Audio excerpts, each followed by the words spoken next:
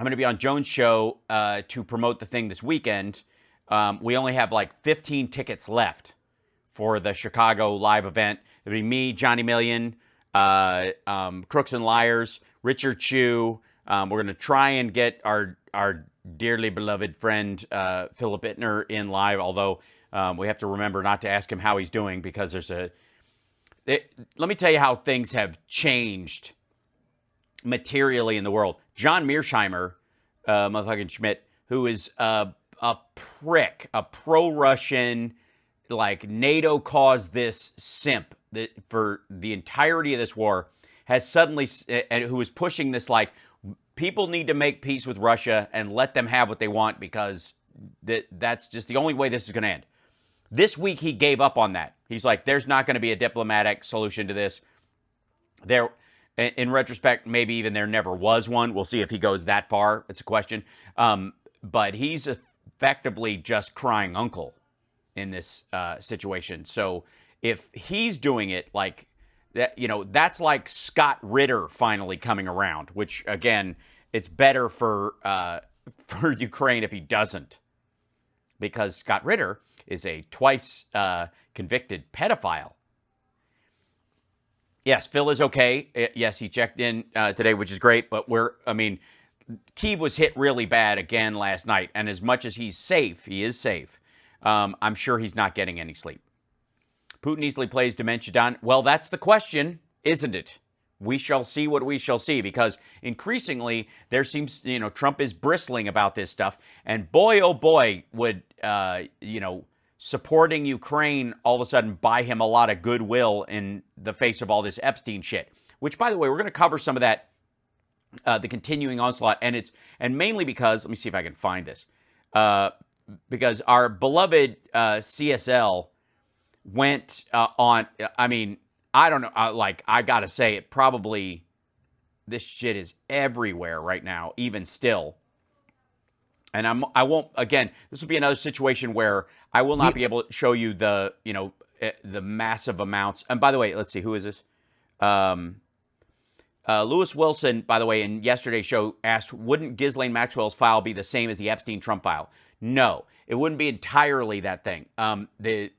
What's effectively the Epstein file, as far as SDNY is, it's a combination of Virginia Giuffre and the other victims, all the files related to their civil case against Epstein, all the stuff that was used against Ghislaine Maxwell specifically, and ultimately everything that was taken in the raids of his properties. So it should be a lot more stuff than that. But I gotta say, I'm just excited to see these people eat each other's faces, and it continues to spread. Now there are other obvious stories. Hold on, there's a whole lot of stupid. I will say that, and I am enjoying the vain attempts at sarcasm, the sort of pathetic attempts at sort of cover by shrugging it off, which is really pitiful. The one thing I'm looking for right now is the Gutfeld shit. Where is that? Because when it works its way down to the Fox stuff and these areas where they pretend to not give a shit and then it catches up to them. Yeah, here you go. That's when you know it's bad. Let's see if this goes to here. This stupidity, there's jokes and something else, and then jokes, and then here we go. Yeah, so they go through. Let me see if I can play this a little bit, and then okay, shut up. All right. This they do a couple of things, and let me show you this. They go into. They do everything they can on Gutfeld's show except comedy, which, I guess technically they're incapable of doing this. Let me show you this real quick, because I think this shows that how desperate the situation is. Okay, so they're 6 minutes into the monologue for the show. They're making jokes about how Biden can't fold the lawn chair. They're making jokes about communism and in New York. They're making a Rosie O'Donnell joke at the last second right there. Now, then they have to get into the Epstein stuff. And if you're going to shrug something off with comedy in Trump world, this is where you would do it. And granted, there is no comedy here. Put that aside for a second. This is an all hands on deck situation. And yet, listen to Gutfeld's take on this. Because you know how some people are like, in a couple weeks they'll blow over. No, everybody's going to forget about this. They're going to let it go. And I've been saying all along, they cannot. This is one of the areas where they cannot. Frame of those pictures. Look at those frames. You know, I'm a frame person. By the way, what Gutfeld does not point out multiple times, he goes through some of the stupider shit that Trump says about, like random stuff. He talks about the frames and how there should be gold leafing on the thing. And then he attacks the Epstein question like you're going to waste time talking about that when he's just wasted time talking about the gold leafing. Like Gutfeld isn't even capable of putting that together. Person. Sometimes I like frames more than I like the pictures. It's true, especially if they're pictures of Bigfoot. But okay, so real quick, all of Gutfeld's jokes are based on this kind of overarching premise, and it's more like a mechanic. It's like how it actually is shaped, and which is you make a fat or a monster or a gross or a scary joke, and then you just put up a picture of a Democratic, mostly a woman, that they don't like. Somebody on The View, Rosie O'Donnell, Kathy Griffin, that kind of stuff. It's the annoying part is that it's not funny, not just because it's a cheap shot, but because it doesn't work. Like, there's nothing. Rosie O'Donnell isn't the one where you're like, oh yeah, remember that thing about her having big feet? Like, there's no relation to it. They just know that their audience will groan or laugh at a picture of a Democratic woman, and that will be enough to carry what they premise as a joke. So this happens. It is the most brutal part of the opening monologue of all these, because all of the punchlines are just kind of bullyish, non sequitur, like nonsense. It's just ugly by association is what the attempt is. Fat jokes, that kind of shit. And it's so fucking lazy. And it's not funny. He doesn't even get laughs from his own crowd. He even complains about it in this monologue at one point. Like, usually these jokes get much bigger because he makes a bit about The View, and the chairs holding up the women on The View, and therefore the chairs are mad or some shit. And the premise is just kind of like, these chicks are fat, right? That's the premise of it. And his audience doesn't laugh at it. And he bitches at them. Like, usually those hit. And it's, again, it's not that these folks have suddenly found Jesus.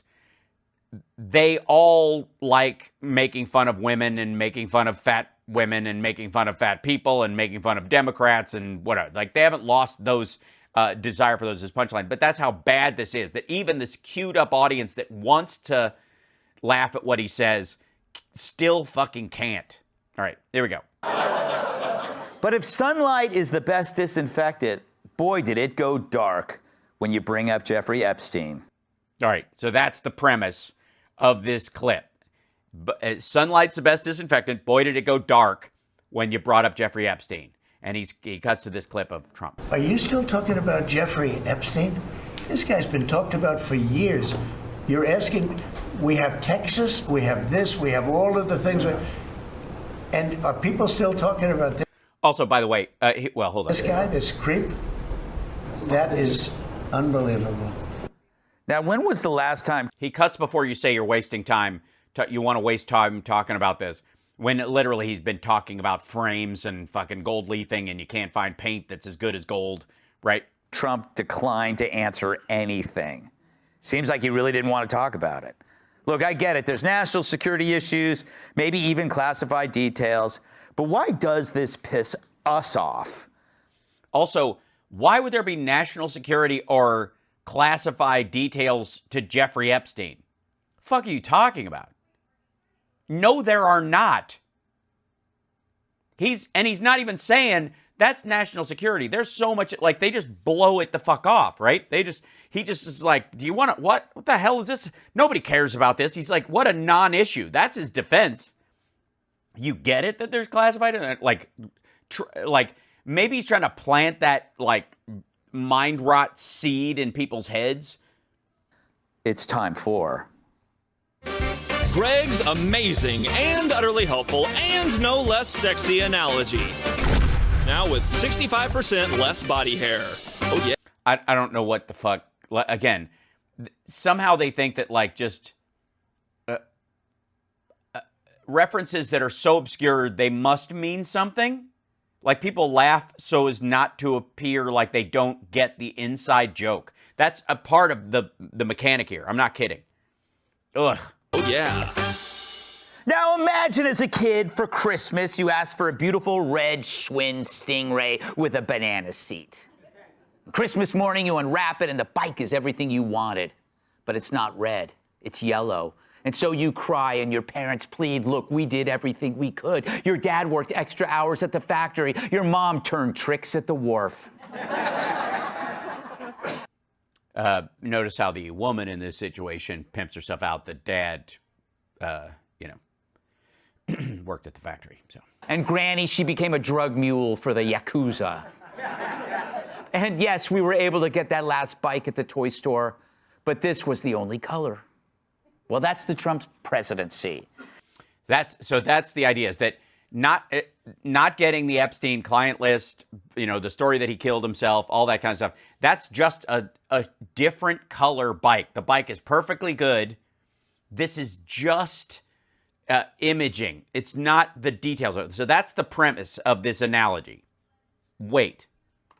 You're going to get just about everything you want. You're going to get just about everything you want. But not everything. But not everything. Okay, so not the color, which is just performance. The bike still rolls. It's the seat's still the same thing. Handlebars the same, right? Like that kind of thing. It actually rolls. It does the thing you wanted it to do. It's just the wrong color.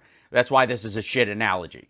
But what's amazing about this White House is that everything is transparent, including even their cover-ups. It's so... Okay, that was supposed to be a joke, and I don't think he read it as that. I think he blazed past it because I think they're all attached to this answer. They want this information. House is that everything is transparent, including even their cover-ups. It's so obvious that there's more to this than they're letting on, but they're letting us know that by doing a lousy job of covering it up. Not like the room is fucking quiet. There's some like titter noise on the tail end of that because people feel like habitually, right?